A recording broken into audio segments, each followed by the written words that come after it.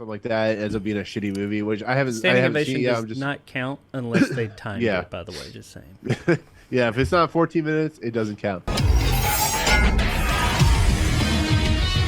Knives Out 2, aka Glass Onion, Yeah. a Knives Out mystery, which I think they should just drop the whole Knives Out moniker, but whatever, because it doesn't really. Knives Out was very specific to that story, but I digress.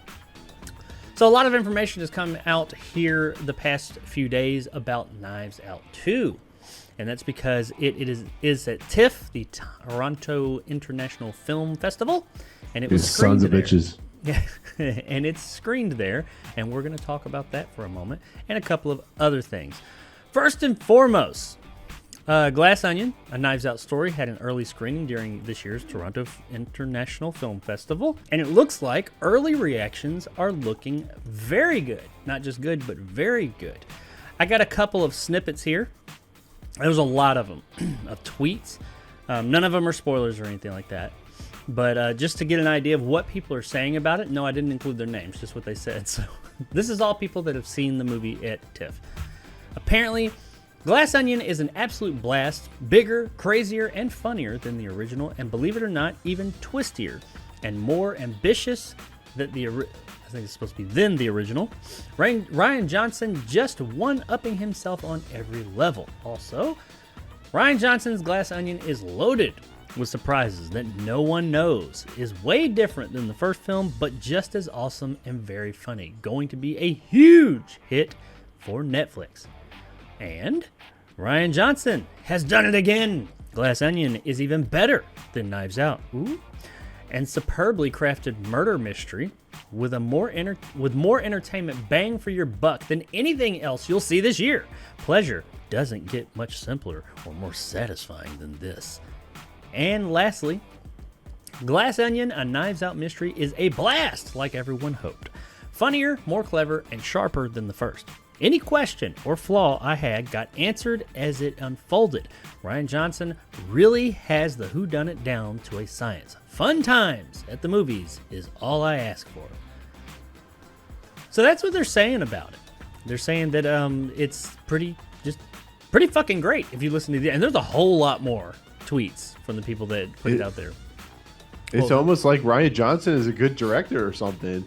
It's almost like maybe The Last Jedi was a fluke for a lot of people. I don't know. You could be onto something there, but we're not going to get into that because that's a whole entire show to talk about that movie. But anyways, back to what you're saying. Yeah, I mean, I don't know. I haven't seen the damn movie. Now, I will go ahead real quick and I won't spend a lot of time on this. When it comes to Knives Out, and this is the unpopular opinion, no, I didn't not like it. I enjoyed the film. Where's my Pac-Man picture? No. I liked the movie. I liked Knives Out. I did enjoy it. I didn't love Knives Out as much as a lot of people. People lost their ever-living minds over that movie when it came out. I thought, because I saw it after everybody else. When it came out, or when I finally saw that movie, do you remember how much people were talking about this fucking movie? Yes, I was one of them. Yeah. That movie made my top 10 of the year. Like the first year I ever did reviews. Well, I fully expected for this to be like the greatest movie ever made when I saw it. And that might be part of the problem. I went into it with such high expectations because I had spent like all this time hearing about how great it was. Because I saw it like a while. It was like a month or two after it came out. I'd heard nothing but good stuff about this thing. And I saw it and I was just like, it's fine. It was good. I enjoyed it. So I'm thinking maybe I need to watch it again and I'll see it's just amazingness. It was a really well-made movie. I did enjoy it and I like whodunits. So going into that, hearing about Glass Onion, everybody's losing their mind about that now. I only have that to play off of, so I'm kind of like, two things. Well, First of all, Glass Onion is the sequel to a movie I thought was fine. It was good. So, okay. Look forward to it. Also, early reactions. And we've talked about that here on the show before. Early reactions are almost always positive. Unless the movie is total dog shit. Early reactions are fairly positive usually. What were you saying? No, I agree with you because especially when it comes to, because it premiered at TIFF, the Toronto International Film Festival, and a lot of times you'll see movies get like standing ovations, like I don't know, Don't Worry, Darling, or something like that. It ends up being a shitty movie, which I haven't Standing seen. ovation does not count unless they time it. By the way, just saying. Yeah, if it's not 14 minutes, it doesn't count. No. I understand like your worry. The only thing that kind of sets this movie apart and some of the other part of movies at TIFF are people that I interact with somewhat on Twitter, like Connor Carey and Mainly Movies, and there's another person I can't remember who it is, but anyways, they were all saying its praises. And sometimes, like if you go into a screen like that, your hype level is over through the roof and stuff like that. So we'll see when it comes out, but I trust that they have some comprehension and made some decisions that it's good. Oh, I fully acknowledge that the movie is probably good. I do think that it is going to be. I don't think this is going to be a bad movie. I feel very confident in Ryan Johnson. But is it overhyped? That's the problem. Yeah, I'm just wondering, is it overhyped? I don't know. I mean, for me, yes, it's overhyped because I wasn't crazy hyped about the first one. But once again, I went in with such high expectations that maybe I need to. Sometimes, you watch a movie when it first comes out and you're just kind of a little disappointed because of the hype. But then you see it like a few years later and you're like, damn, that was actually really good. It's like it changes your perspective. I think that's what I need to do with Knives Out. I need to give it another watch. And maybe it'll change that perspective. I don't know. But I do think this will be a good movie. I don't think it's going to be bad, so I take solace in that.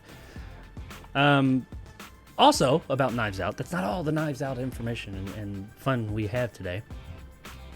Ryan Johnson said someone asked him about, because I think he's making what, 2 movies? Two. Yeah, they paid for 2, I think. Yeah, he's making 2 of these movies for Netflix. Or whatever. 2 Knives Out universe movies. Yeah. Knives Out-averse. Well, now Onionverse, I suppose. But he said, I am going to keep making these Knives Out movies until Daniel Craig blocks me on his phone. So he said he'll go beyond those 2. He'll keep on making these damn Knives Out movies until Daniel Craig is like, look, mate, leave me the fuck alone. Stop calling me. So if you enjoy Knives Out and if you enjoy Glass Onion, probably for quite a while, you could probably expect to get more of these movies moving forward. And also, when asked about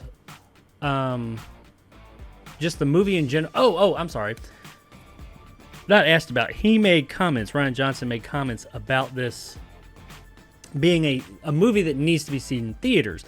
Now, that's the headline. It's a bit misleading. He did say he wants people to see this movie in theaters, which it will be going. It's getting a very limited release a little bit before it comes to Netflix. That's a mistake. Yeah, it's not going to be in a bunch of theaters. It's only going to be in very, very limited amount for a short period of time before going over to Netflix. And he had this to say. This movie is so designed to be seen with a crowd in a theater, he said. It's less like Top Gun, where it's a big experience of the screen and sound, and it's more about being surrounded by people who are going to be having as much fun as you. Now, when I read the comments leading up to this, talking about, it needs to be seen in theaters and yada, yada, yada, I was getting Christopher Nolan and Denis Villeneuve vibes, and I was like, some movies I do think you should see in a theater. Dune, that was one of them. Top Gun, I'm with you there. Christopher Nolan's movies, even though I didn't like that last one he made. But those are usually like visually stimulating and like he said, it's the sound and the visual and all that. That's what makes them worth it. Story-wise, I think you can watch that anywhere and still have a good... But I like his comment here, where he's like, it's not about that stuff. Because it was funny that I thought that, and then he said it, and I was like, okay, yeah, he gets it. But it is about a crowd experience. And there have been movies I've seen that my enjoyment of them was elevated due to seeing it in a crowded theater with people. The Sixth Sense is the one I always go to. Fantastic movie either way. And I would have loved it had I just seen it at home. But the crowd that I saw that movie with... That was one of the best movie viewing experiences in a theater I've ever had. I saw it in, I'm not rich now, but I was much poorer. I lived in more or less the ghetto, and I went and saw this movie in the ghetto. That was the best fucking movie experience of my life. And that definitely elevated it. So I get what he's saying. Seeing a movie like this with a crowd, that could be cool. So, I mean, what do you think that? Do you think there's any validity to his? I know you're a big proponent of theaters. There's absolutely, not even me wanting to go to theaters. There's absolute validity to it because, like you said, think about it, like you said with like Avatar, or Titanic, or Lord of the Rings, or Star Wars: The Force Awakens, or any of the Marvel Avengers movies. If those movies have been streaming, and this has been a problem, this happened with like Prey. if Prey had been in the theater, that movie probably would have made $100 million for one. But you sit there and think about it, and you're going, how good is it to sit in the theater when people are watching the movie, enjoying it, having a good time? I actually, when I went to see Knives Out, I went to a screening of it whenever it came out.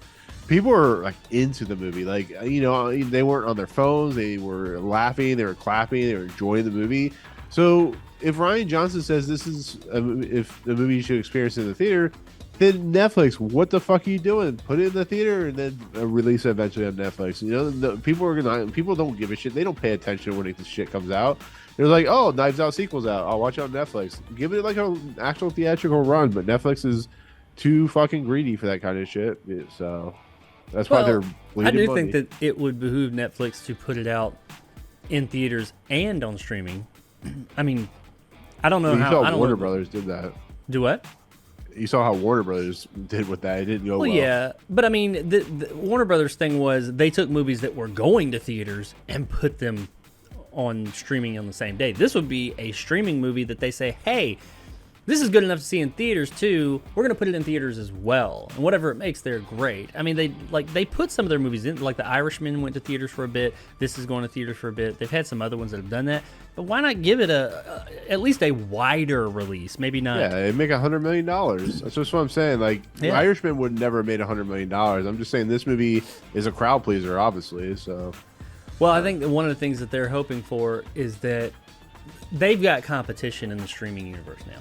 So they need to have some stuff that, hey, if you want to see this, the only way to see it is to come over to Netflix. So they are wanting to get these properties like this and Stranger Things like that, and the only place you can watch them is there. They want the subscriptions because that's their main bread and butter. Theater experience doesn't matter. They want people coming over to their service. So I get both sides. Yeah, I do think that they should put it in theaters for a while, a bit wider release than they're doing, but I get why they're not. I mean, it's like they're trying to compete with Disney and HBO Max and all that, and they need to get some stuff. And people have been talking shit about Netflix's output here for a while, especially their movies. So they got one that they know is going to be a hit, and I think this movie will drive people over to Netflix that don't have Netflix or kind of like dip in Netflix here or there. So I think it's going to help them. So I get it, both sides. It's a double-edged sword, I suppose. But I guess really the only Knives Out 2, or I'm sorry, Glass Onion, a Knives Out mystery, is coming to Netflix on December 23rd. However, you can see it, I think it's in November, like November 23rd, right around Thanksgiving. It is going to be in theaters for a short run, limited release. You'll make good money. Yeah, so if you just can't wait, go check it out there. I probably will actually do that. I'll probably, if there's one near me, I'll probably go try and check it out before it comes to Netflix. Yeah, Cinemark's usually a good chance. Yeah, so there it is, ladies and gentlemen. You looking forward to Glass Onion and all that good stuff and Ryan Johnson's new flick? If so, let us know in the comments below what you thought about all the stuff we said here. It sounds like it's going to be a really good movie, so I am looking forward to seeing it. Let us know in the comments.